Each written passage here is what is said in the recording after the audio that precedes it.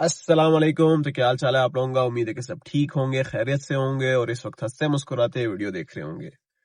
पहली बात है कि दिल से सॉरी, इतने दिनों बाद वीडियो बना रहा हूँ। असल में मेरी तबीयत थोड़ी ख़राब थी मौसम चेंज होने की वजह से, लेकिन अल्हम्दुलिल्लाह अब काफ़ी बेहतर हूँ।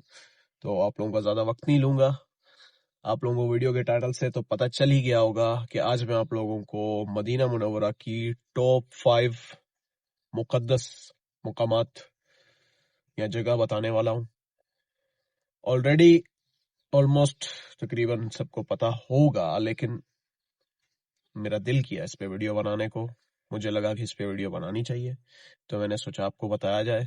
जितना मुझसे हो सकेगा मैं कवर करने की कोशिश करूंगा, जल्द से जल्द, आप लोगों का कम से कम वक्त लेते हुए, ठीक है?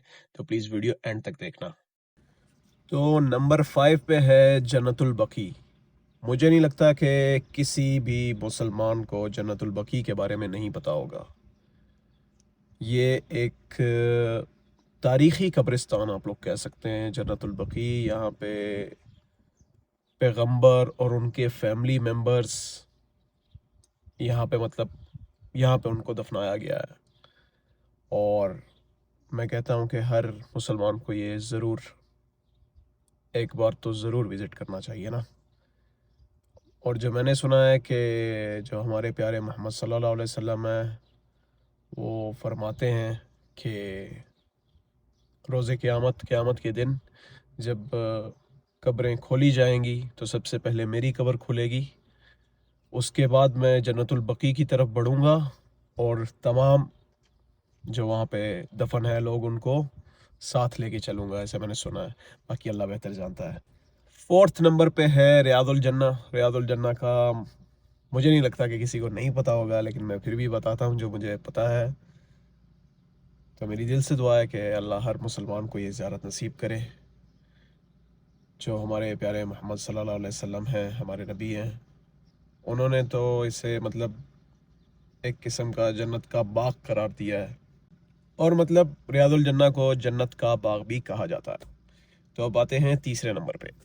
तो तीसरे नंबर पे है, सुबहान अल्लाह, माशाल्लाह, कुछ भी कहूँ तो कम है, वो है रोज़ा मुबारक।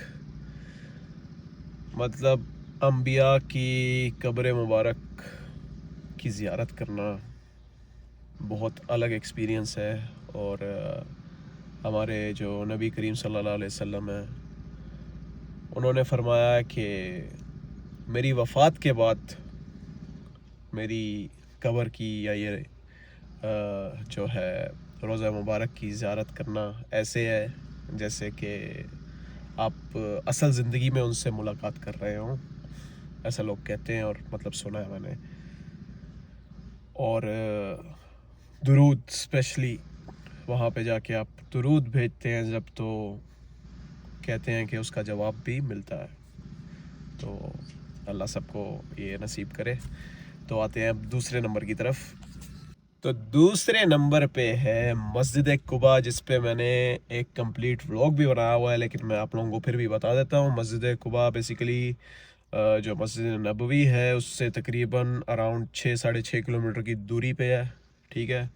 और ये बेसिकली इस्लाम की पहली मस्जिद है जो कि अंबिया के दौर में बनी थी।